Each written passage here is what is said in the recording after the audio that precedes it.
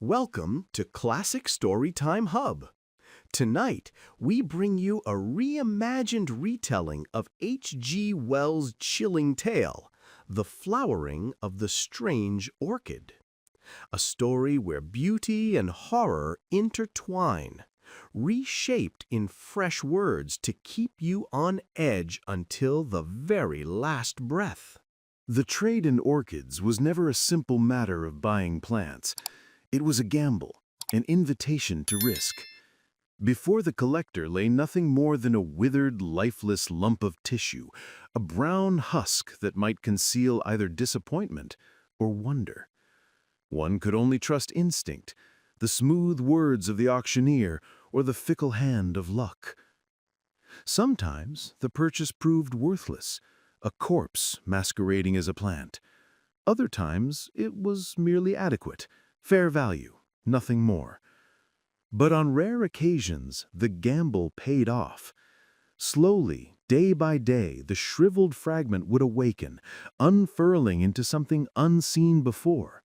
A new curve of petal, a strange twist of color, a mimicry so uncanny it seemed alive. Beauty, pride, and profit could all bloom from a single fragile spike. And if the miracle was truly unique, it might even grant its discoverer a kind of immortality, immortalized in a name, John Smithia. Stranger names had been given.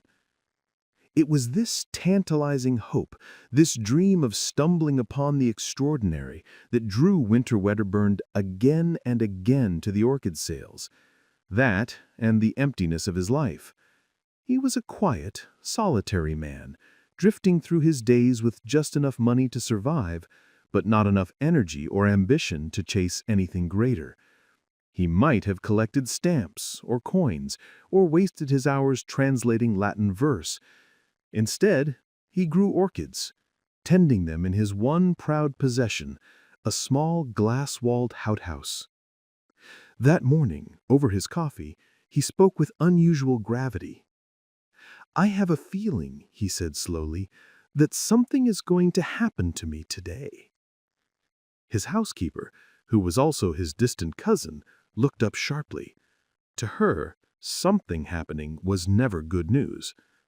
"Oh, don't say that," she muttered. "You mistake me," he replied, stirring his cup. "I mean nothing unpleasant, only something, though I can't quite say what." He paused, then added, "Peters are selling a batch of orchids today, plants brought back from the Andamans and the Indies. I think I'll go and see what they have. Perhaps I'll stumble upon something remarkable without even knowing it." He held out his cup for a refill. "These are the plants collected by that poor young fellow you mentioned?" his cousin asked quietly. "Yes," Winter Wedderburn said, his eyes drifting to the toast in his hand, and for a moment he seemed lost in thought. "Nothing ever happens to me," Wedderburn murmured, almost to himself. His voice carried the weight of a man who had lived too quietly for too long. "Why is that, I wonder? Other people's lives are full of incident. Take Harvey, for example. Last week alone, he found a coin in the street, his chickens fell ill, his cousin returned from Australia, and then he broke his ankle. 4 days, 4 events, a whirlwind of excitement, compared to me." His housekeeper, ever practical, frowned. "I think I'd rather be spared such excitement. It can't be good for anyone." "Perhaps," he admitted, "but still, nothing ever happens to me. As a boy, I never had accidents. As a man, I never fell in love, never married. I sometimes wonder what it must feel like for something remarkable to happen." His thoughts drifted to the orchid collector, dead at 36. That man lived more in half a lifetime than I have in all of mine. Married twice, divorced once. Fever, broken bones, poisoned darts, even blood spilled in the jungle. And in the end, jungle leeches finished him. Troublesome, yes, but interesting, except perhaps the leeches. It was not good for him, his cousin said firmly. Perhaps not. Wedderburn conceded, glancing at his watch. 23 minutes past 8. I'll take the 11:45 train. Plenty of time. I think I'll wear the alpaca jacket. It's warm enough. And my gray felt hat. Brown shoes, of course. He looked out at the calm sky, the sunlit garden, then back at his cousin's stern face. You'd better take an umbrella, she said, her tone leaving no room for argument. When he returned from London, there was a rare spark in his eyes. He had bought orchids. For once he had acted quickly, decisively. Over dinner, he laid them out on the white tablecloth as though they were treasures. Vandas, a dendrobe, some phalaenopsis. He gazed at them with quiet reverence, describing each one as he spooned his soup. It was his ritual, reliving his London visits in the evening for his cousin's benefit and his own. But tonight there was something different in his voice. I knew something would happen today, and here they are. Some of these, I feel it. Some of these will be remarkable. I don't know how, but I'm certain, as if someone had whispered it to me, that among these plants lies something extraordinary. That one, Wedderburn said, pointing to a shriveled rhizome, was never identified. It might be a phalaenopsis, or perhaps something entirely new, a species or even a genus that no one has ever seen. And it was the last plant poor Batten ever collected. His housekeeper frowned. I don't like the look of it. Such an ugly shape. To me, he replied, tilting his head, it hardly has a shape at all. I don't like those things sticking out, she insisted. It will be potted tomorrow, he said calmly. She shuddered. It looks like a spider pretending to be dead. Wedderburn smiled faintly, studying the twisted root. It is certainly not a pretty thing, but appearances deceive. From such lifeless lumps, beauty often emerges. Who knows, this may prove to be a very rare orchid indeed. Tomorrow will be a busy day. I must plan tonight exactly how to handle them. He paused, then added in a quieter tone, They found Batten lying in a mangrove swamp, dead, or nearly so, with one of these very orchids crushed beneath his body. He had been sick with fever for days, and I suppose he collapsed. Those swamps are deadly. They say the jungle leeches drained every drop of blood from him. Perhaps this very plant cost him his life. I think no better of it for that, she said sharply. Men must work, though women may weep, Wedderburn replied with solemn gravity. Imagine it, dying in a foul swamp, burning with fever, with nothing but chlorodyne and quinine to keep you alive, surrounded by savages, Andaman Islanders, they say, the most dreadful creatures, and all for orchids, just so people in England can admire them. Wedderburn shrugged. Uncomfortable, no doubt, but some men thrive on such dangers. At least his native companions were civilized enough to guard his collection until his colleague returned. They could not name this orchid, of course, and so it withered. But that only makes it more intriguing. It makes them revolting, his housekeeper said sharply. I'd be afraid some trace of fever still clings to them. And just think, a dead man's body once lay across that hideous thing. I never thought of that before. Ugh, I cannot eat another bite. If you prefer, I'll move them to the window seat, Wedderburn replied gently. I can admire them just as well from there. The days that followed were, to him, unusually full. In the damp heat of his little hothouse, he busied himself with charcoal, teak, moss, and all the secret rituals of orchid cultivation. To Wedderburn, it felt like a season of great adventure. Each evening he would recount his progress to his cousin, always circling back to the same thought that something strange was bound to happen. Several of the vandas withered, and the dendrobium too. But then, at last, the strange orchid stirred, a flicker of life. Wedderburn was elated. He rushed to drag his housekeeper away from her jam-making, eager to share the discovery. "Look there," he said, pointing with trembling excitement. "That's a bud. Soon there will be leaves, and these little growths here, see them? They're aerial rootlets." She leaned closer, then recoiled. "They look like little white fingers pushing out of the brown. I don't like them." "Why not?" he asked, puzzled. "I don't know. They look as though they're reaching for you. I can't help it. It's just how they seem." Wedderburn studied them thoughtfully. "I don't recall any orchid with rootlets quite like these. Perhaps it's only my imagination, but notice how the tips are flattened. Curious, isn't it?" "I don't like them," she said again, shivering as she turned away. "It's silly, I know, and I'm sorry, especially since you're so fond of it, but I can't stop thinking of that corpse." "It may not be the same plant," he reminded her. "That was only a guess of mine." She shrugged. "Anyhow, I don't like it." Her distaste stung him a little, but it did not silence his enthusiasm. He spoke often of orchids, and most often of this one. "There are such strange things about orchids, endless surprises. Darwin himself studied their fertilization, showing how their flowers are designed so moths carry pollen from one to another. Yet there are orchids, many of them, whose flowers cannot possibly be fertilized that way. Some cypripediums, for instance. No insect is known that can pollinate them. Some have never even been found with seed." "But how do they form new plants?" she asked. "By runners, tubers, outgrowths. That part is simple enough," Wedderburn replied. "The real mystery is the flowers.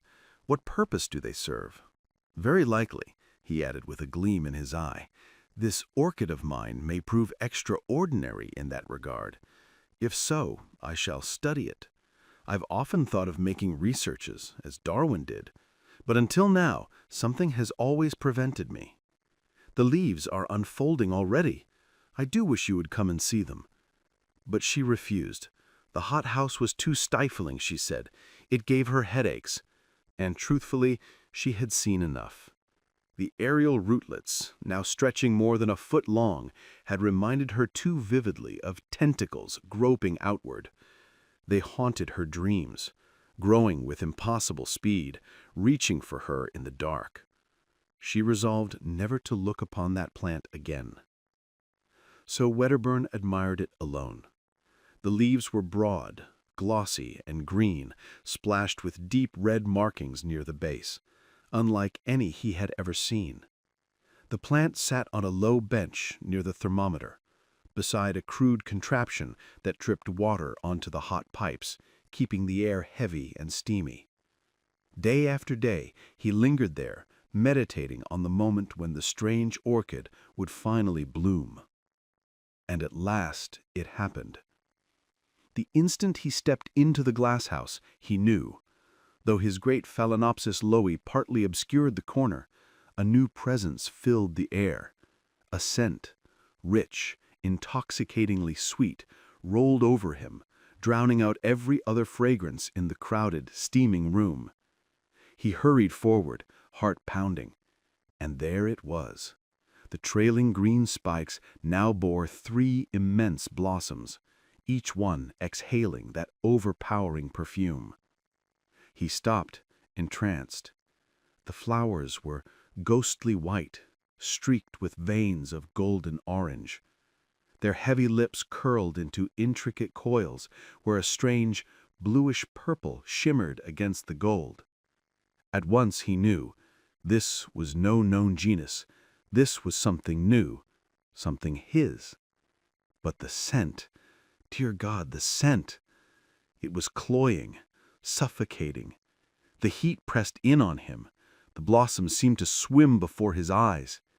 He staggered toward the thermometer to check the temperature, but suddenly the world tilted. The The bricks beneath his feet danced and buckled. The white flowers, the green leaves, the entire hothouse itself seemed to sway, then sweep sideways, and then rise upward in a dizzying curve. At 4:30, as always, his cousin prepared the tea. But Wedderburn did not appear. "He's still worshipping that dreadful orchid," she muttered, waiting 10 minutes more. "His watch must have stopped. I'll fetch him." She crossed to the hothouse, opened the door, and called his name. Silence. The air inside was suffocating, thick with a perfume so heavy it made her throat tighten. Then she saw it. Something sprawled across the bricks between the hot water pipes. For a moment she froze. Wedderburn lay face upward at the foot of the strange orchid. The aerial rootlets no longer drifted lazily in the air. They had tightened, twisted into a mass of gray ropes, their tips pressed hard against his throat, his chin, his hands. She did not understand until she saw it. From one of the triumphant tendrils on his cheek, a thin thread of blood trickled down. With a cry, she rushed forward, clawing at the plant.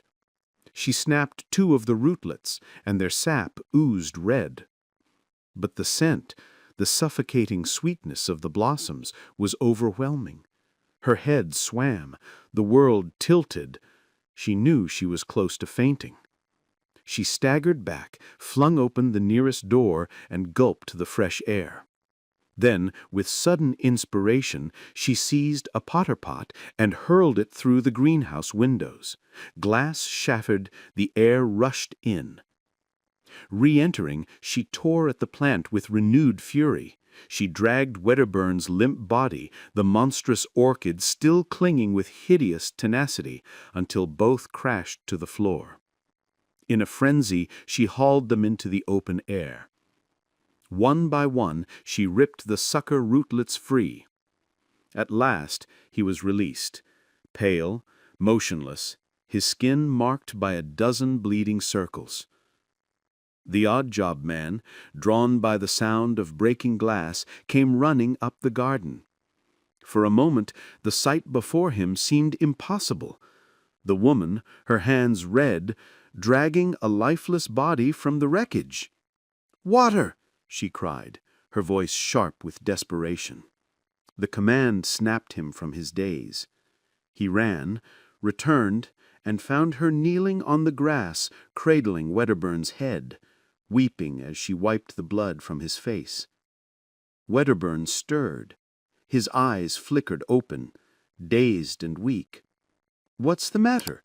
he whispered, before his lids fell shut again.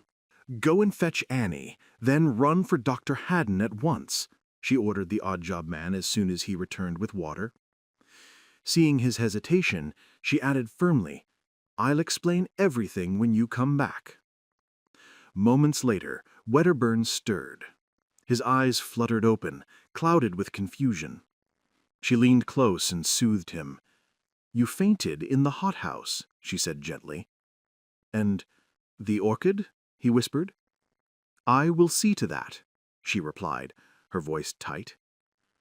Though he had lost much blood, his injuries were not fatal.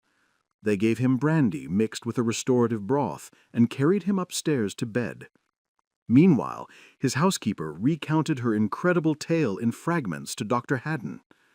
"Come to the orchid house and see for yourself," she urged. The greenhouse was no longer suffocating. Cold air swept in through the shattered windows, dispersing the sickly perfume.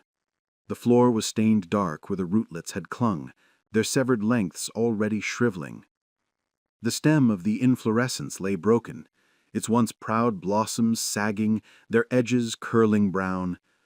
The doctor bent closer, then froze. One rootlet still twitched faintly, as though reluctant to surrender. By morning, the strange orchid was nothing but a black, rotting mass. The breeze rattled the door, and all of Wedderburn's orchids drooped in sympathy, shriveled and lifeless. Yet upstairs, their master was radiant, talkative, almost triumphant, reveling in the glory of his strange adventure. And thus the story ended. If you liked this journey into the worlds of classic literature, do not forget to support us by subscribing so we can tell you more. And hey, if there's a classic tale you'd love to hear told in this suspenseful style, drop its name in the comments below. Your suggestion might be our next chilling adventure.